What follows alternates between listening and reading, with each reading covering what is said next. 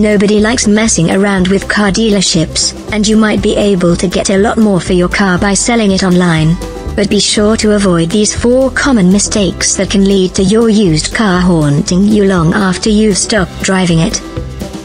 Mistake number 1, not documenting the sale. Cars aren't like other items. If you sell someone your old t-shirt, and they go rob a bank while wearing it, it's not your problem.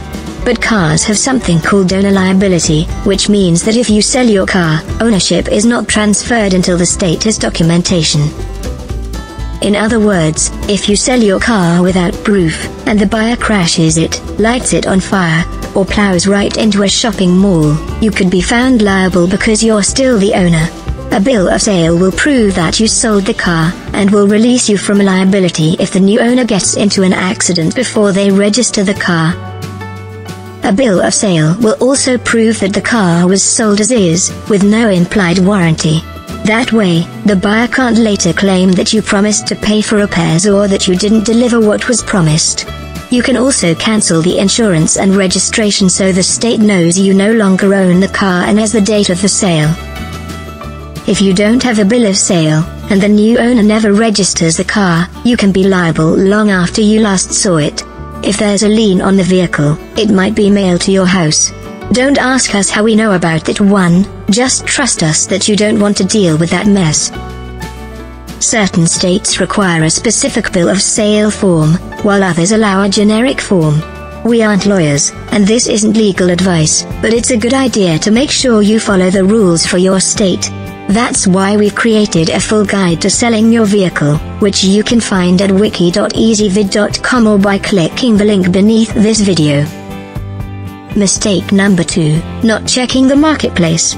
Your car was once your baby, and maybe you're reluctant to part with it. But selling a used car for more money than a new model costs is a bit of a stretch. And yet, people try it all the time. They'll even sell high-end rides for 3 times the original price, which only makes sense if the car was driven by Steve McQueen. Make sure to do your research on the actual value of the car, and check out online sites for how much it's being sold for. If you lowball yourself, you'll lose out on money, but if you price the car too high, it won't sell, and you'll be wasting your time. Mistake number 3, being too trusting. If you're using a site like eBay or Craigslist, you should know now that the web is crawling with scammers, and they often pose as buyers for marginally clever schemes. If someone offers to buy the car sight unseen and wants to do the transaction immediately, that's a red flag. Ask the buyer for a copy of his or her driver's license. If they don't want you to see it, then they might not be who they claim to be. And if they want someone else to pick up the car, that's also a warning sign. Don't invite them to your home for a test drive, as they might have a partner ready to burglarize your home while you're out.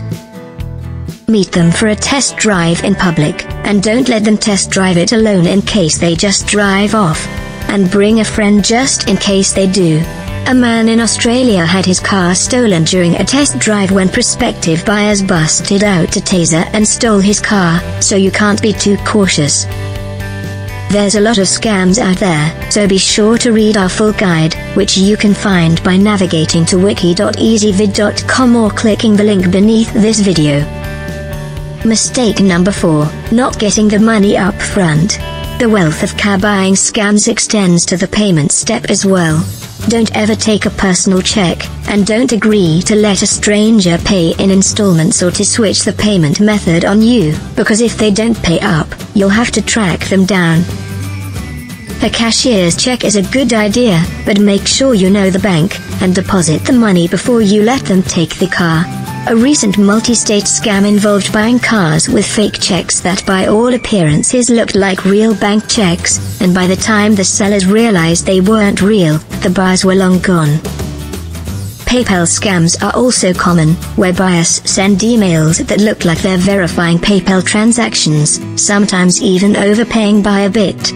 Then they tell you to return the excess money by another method, and once they're gone, you find out the original transaction didn't post, and now you're out some money and your car.